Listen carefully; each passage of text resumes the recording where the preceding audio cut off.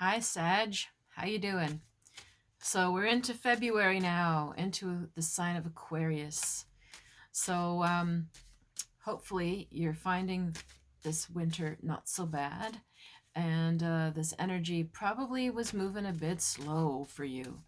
Um, Everybody's sort of joking like it's January 74th today, and stuff like that. February, you're going to see it moves a little bit faster, but it's still not quite a Sagittarian pace.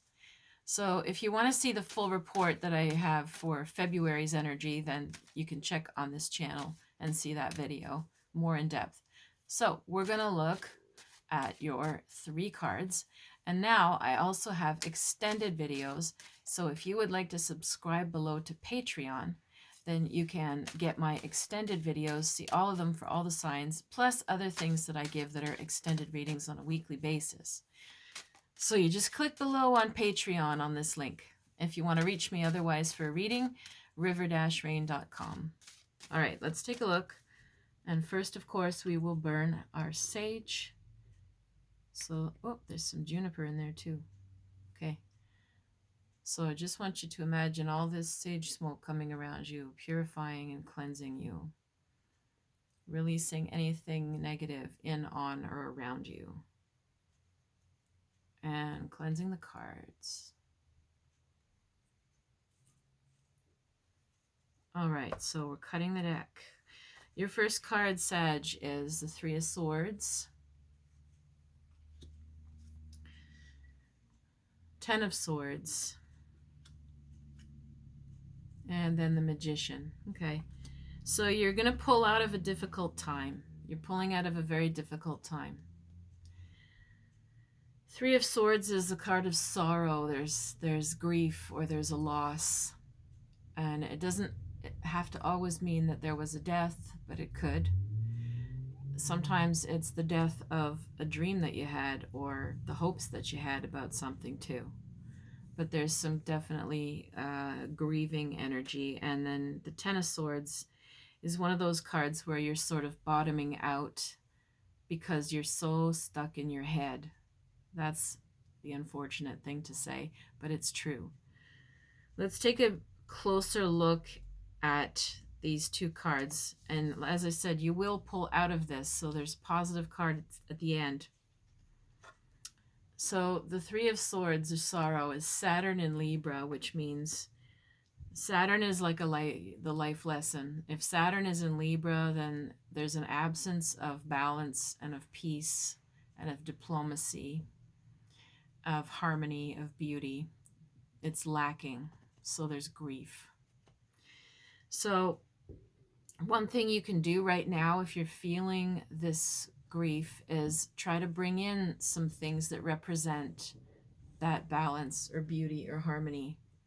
That can be as simple as looking through the room that you're in right now and see, are there pairs of things? Is there symmetry? Do things sort of match or feel harmonious or comfortable in my living space? Bring harmony into your living space. That's an easy one. Are you in situations in your personal life where there's not a lot of harmony, or where things feel unfair? You can also remedy that by maybe detaching from the situation a little bit more. Because you're in grief, this state of mind, I'm not going to suggest you try to help get in there and negotiate or do any. Because there's this feeling that I'm getting that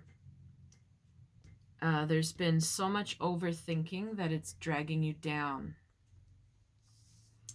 Now, this card is interesting with astrology. The 10 of Swords, it says ruin. Doesn't mean you're going to be ruined. Just means you feel like it. It has the Sun in Libra and the Moon in Gemini. So you've got this push and pull between somebody that wants things to be peaceful and harmonious, and somebody that has a need for things to be constantly changing and dualistic. So you have this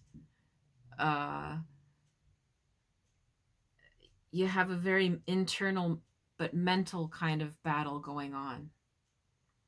Now, the good news here is the Magician. Take a look. So the Magician is somebody who, has a lot of tools to use in their lives, a lot of skills and talents, and they know how to utilize them and multitask and bring something to fruition, bring a start or initiate something. You may not feel like it because of the mental state that you're in, but the best thing for you right now would be to try to plan or draw or dream up something exciting and new that you'd like to do. It'll take all of that mental energy that you're pouring into perhaps analyzing or rehashing, and it'll channel it into something that could become an actual project in the outside world with other people. That's quite a huge transition to make, sometimes mentally, what we're saying.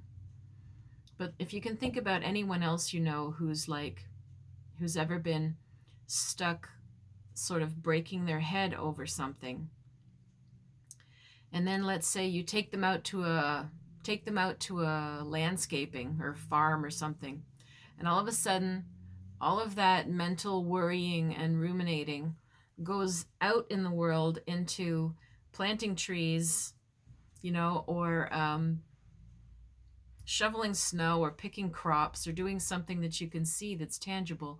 It transfers that intensity of energy that's just sitting inwardly and causing distress, and it's putting it out into the world and using it for something productive. And this is what the cards are asking you to do this month, is to take that angst or that sadness or whatever this is, the loss, and you turn it into something good.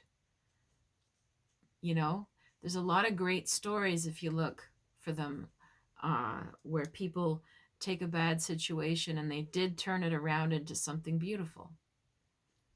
So think about what you can do on that level, and you'll start to engage your creative brain again.